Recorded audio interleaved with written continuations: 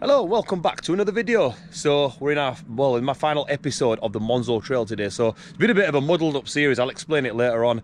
So in the last part, we left off here at the Monsal Dale Viaduct, what's also known as Headstone Viaduct. So if you haven't seen that episode, do go back and watch it. I'm here today with Wet Dog Explores. How do? And today we're going to be following the rest of the route, well, between here and I'm going to finish at where Millersdale station is.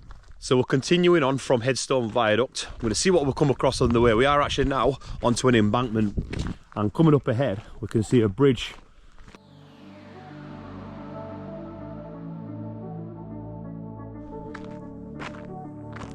So ahead of us now we're approaching into what looks like it was a cutting. Now you can see that recently they've had a lot of rock falls because they have cut a lot of trees down, as you can see.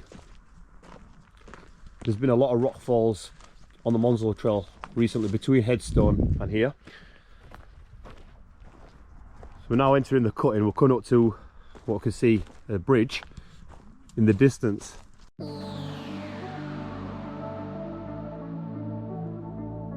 look at the rock, how it goes a lot higher up. So the land seemed to have got a lot higher as we head along further.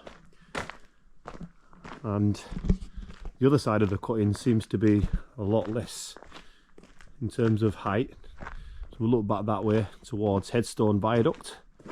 And we're coming up to this brick structure just up ahead of us. Here you can see evidence of recent rockfall. Hence why a lot of the trees have probably been cut away to prevent any further danger.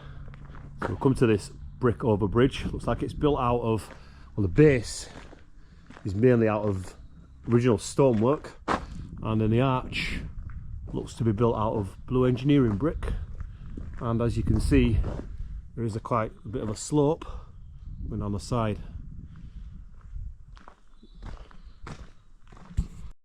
And here's a view from the other side. So we are coming up to the site of the Monsaldale station. When we approach, we're on an embankment just on the side.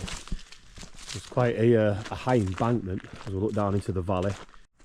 It looks like we've got some dumped rock here, and I believe that was from where they'll have cleared all the old rockfall and then just scooped it up here and left it. And there is here another block of it. Now interestingly, we've got a building here. Now I'm not sure what it is, if it's some sort of coal side hut. It's definitely not a signal box.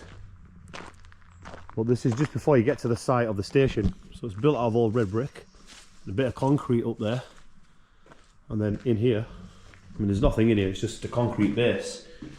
But if this was some sort of trackside hut or part of the station.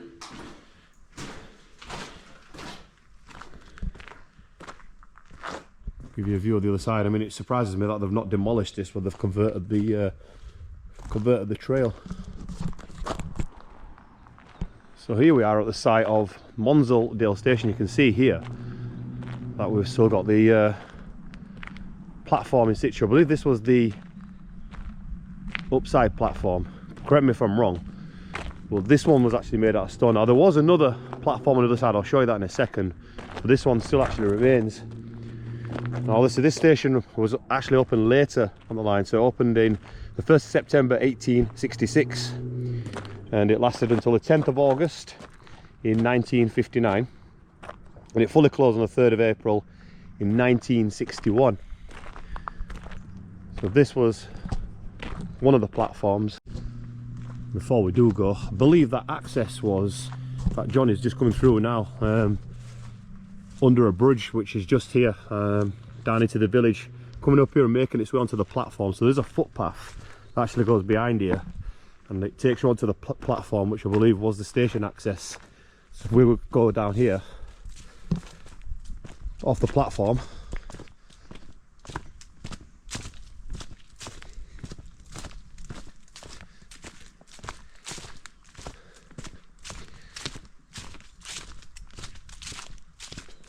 and here you can see there's a bridge going down into the village. It's nicely intact still. It's obviously part of the trail. It's a nice close look at it. It's like red brick with concrete slabs on the top. So yeah, I believe this would have been the station access on one side of the platforms anyway.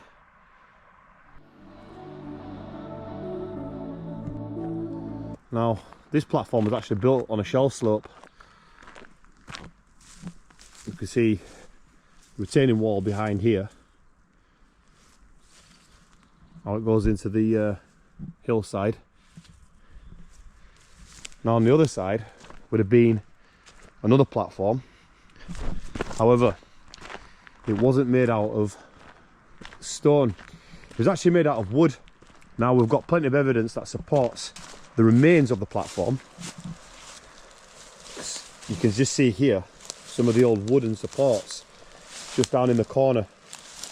Now if you take a further look down there, you can see a more substantial support that would have held together the platform. And there's quite a few that run along the back of this embankment. Now the wood for the platform, they were brought in from the Evesham railway station, which was on a different line. I'll pop the name of the line up on the screen. But this was actually the up platform. If we just walk a little bit further up, you can clearly see obviously it's all gone, but the remains are still there of the supports. We do have some more just further down the embankment. If I just go further down here,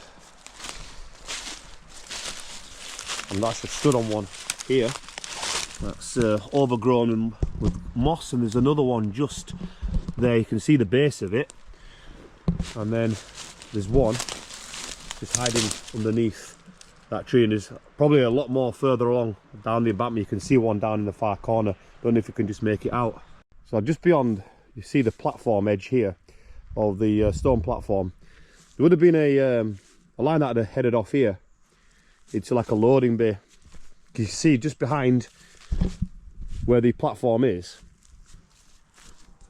when I pointed out the retaining wall, I believe it was the side of where the loading bay was, which is just behind the platform here. You have to scramble through here, but there's the platform where passengers would have been.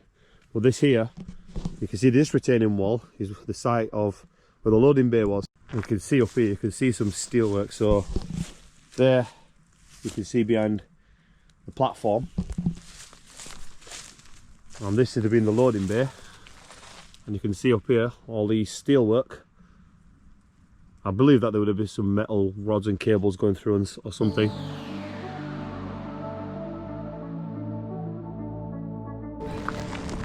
So that was Monsal Dale station. So what we're going to do now is we're going to carry on along the line, and we've got two tunnels that we're approaching. So we've got Cresbrook Tunnel and we've got the Litton Tunnel.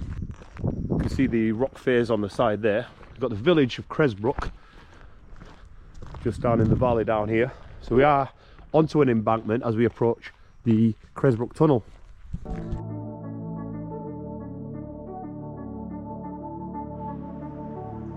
So in front of me we've got the Cresbrook Tunnel. Now just down there where you can see all those buildings is the site of the old Cresbrook Mill. That opened in 1783 and closed in 1965. Look at the valley. Called what looks like a sleeper bench. And here we've got an information board. It talks about the site of the old mill. So it's telling you here, you can see this was the folly. This was the apprentices' row. Main mill, the old mill. And originally this had 4 stories. It was built in 1814, that part. So 1816, between 1814 and 1816, and this was a larger mill.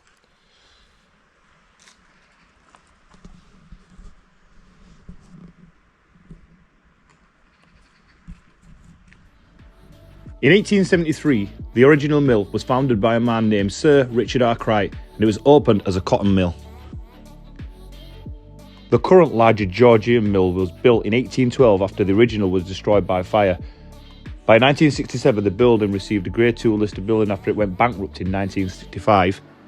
And in the year 2000, the derelict building was restored and it was converted into residential apartments, as you can see.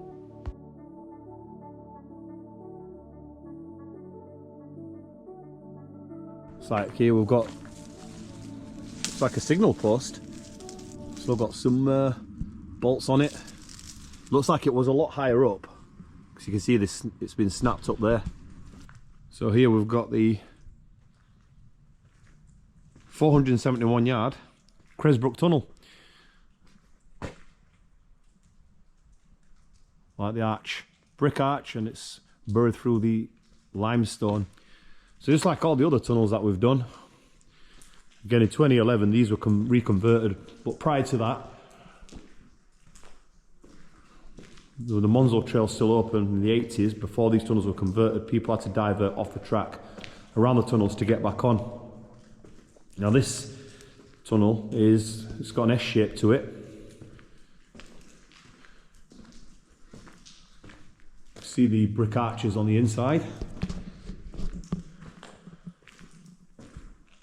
Looks like there's been some recent repair work, or some repair work when they converted these tunnels into the footpaths. However, the drainage doesn't seem to be doing a good job. As you can hear, there is actually a little bit of water ingress coming through. I can hear the drip, so it sounds like you would hear in a actual disused tunnel that's not been converted, as you've seen in previous videos that I've done. And look up there, see calcite coming down. Now here we're looking at one of the refuges. There's plenty of soot that the steam trains did leave behind when the railway was operating. You can clearly see that the tunnels are lit for cyclists and walkers. I mean, all these tunnels on the Monsal Trail that convert, they all pretty much look the same inside, but they do have their unique features, such as this one with its S-curve. Does run a gradient of 1 in 100 as well. So it's got a gradient of 1 in 100. Another refuge on the left. And you can see some old wall brackets at the top up there, where I believe cables would have ran through. Now, I haven't mentioned this in any of the series with the tunnels, but none of the tunnels, apart from Haddon Tunnel, if you obviously exclude it from the Monsal Trail, but on the actual main Manchester Matlock Buxton rails, that actually have any air shafts. Obviously, of course, Haddon Tunnel's got them, but none of these converted ones have any. It's got another refuge on the left here. So I can imagine that these tunnels pretty much were, still see ballast on the floor there. And you can see the S-bend, so that it curves that way, and then it curves more to the left as we go more westbound. And to the left here we've got another refuge.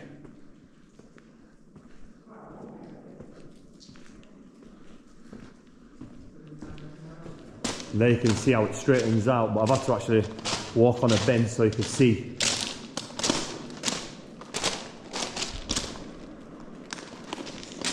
See a little bit more modern repair work just up there. The stone base at the bottom.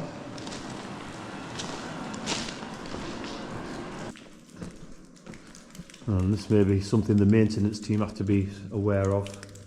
As you can see, it's quite damp here, like you'd see in a disused railway tunnel, a proper one. Loose masonry coming off the sidewalls here. See how wet it is. Got all the red brick on the floor. See how damp it is on this left side here. So we're about 200 yards in. Looks like they've actually got some chain markers just up there. I believe they are anyway, so that says 200. I don't know if you can just make it out. So there's a view looking back at the portal. This is the western end. It's just like Headstone Tunnel. You can see how it's all buried underneath the local quarry stone. So there's not far between Cresbrook and Litton Tunnel, like you can see in the distance. So we are now onto an embankment between the tunnels. And down there we're looking at the River Wye. Heads off in that direction. Not sure if this is railway related. It could potentially be a relay cabinet. Please leave a comment if you do know. See, we have more of a view of how far the tunnel is buried down underneath all the land. So now we're going to head on towards the slightly longer Litton Tunnel. Now it amazes me that at some point this was all filled in. And back in them days, they didn't have the equipment we have these days to be able to bury through all this limestone and actually get rid of it.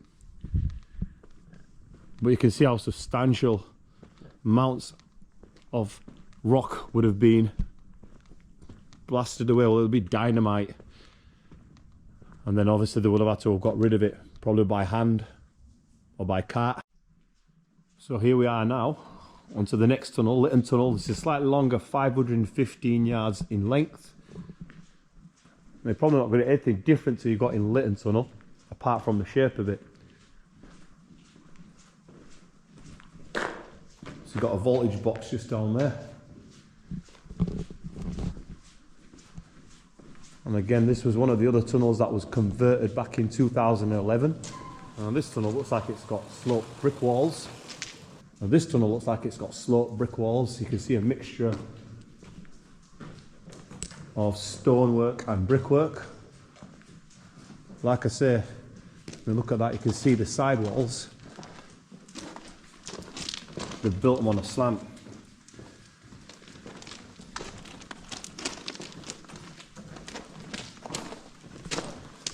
We've got another refuge on the right here. And again, you can see how water ingress can get in here. This one is actually not as bad as Cresbrook.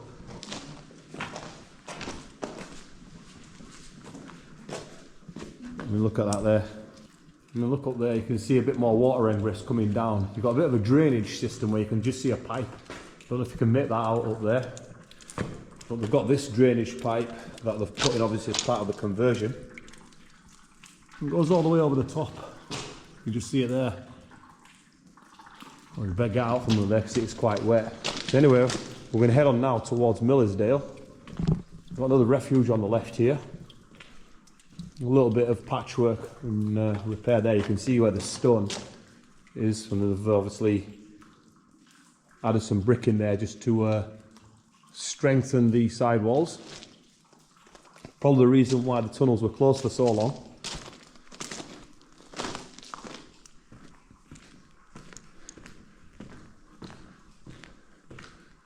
And again, you've got these, the refuge, 3 bricks thick on the outside. See a lot of soot on the outside as well.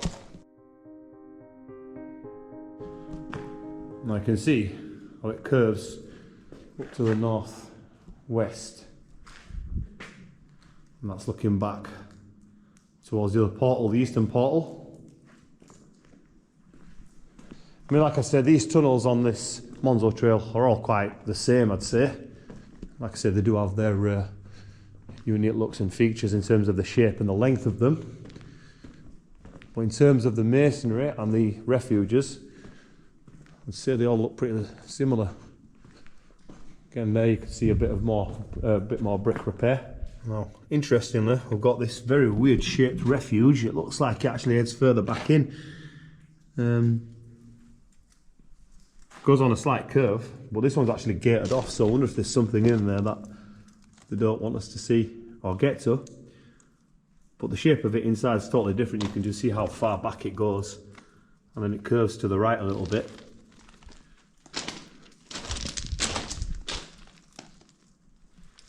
Anyway, we're almost to the western end, heading towards Millersdale station. There are also some lime kilns that we're going to show you on the way. You can see another refuge just on the right there. So that's looking back towards the eastern portal. We are now at the western end. We'll come out into a shallower cutting on the right side. So we've got the western end just here, and here you can see the local quarry stone.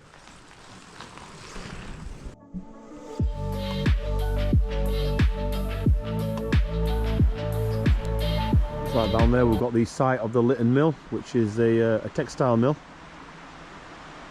Still currently operating.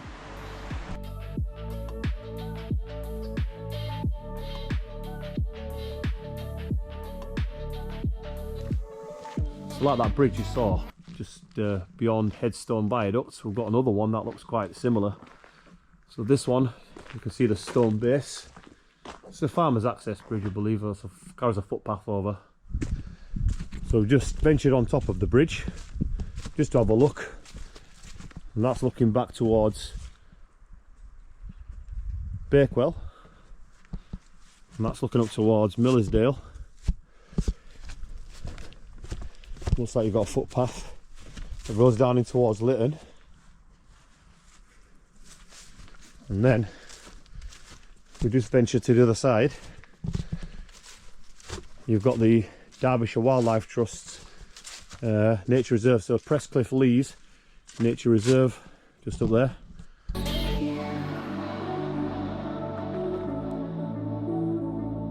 Fairly high cut in this one.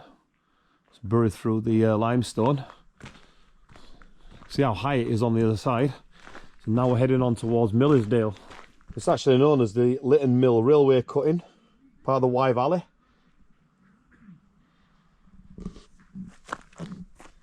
And this is showing description of how the lava flow and the limestone.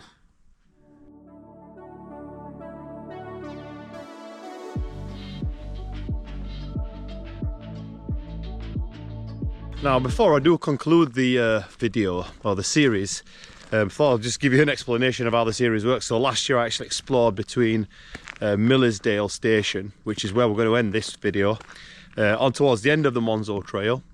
So obviously that was part 1 and part 2. So part 3 is where we started down near Headstone Tunnel on towards Hassop Station. Part 4 was from Hassop Station towards the Headstone Viaduct, and then this is part 5, which is from the Headstone Viaduct on towards Millersdale. So there was the Millersdale video was a prequel. So what I'll do is I'll put them into playlists so that you get a better understanding of how the line worked. Also, we did a separate video on the Headstone Tunnel.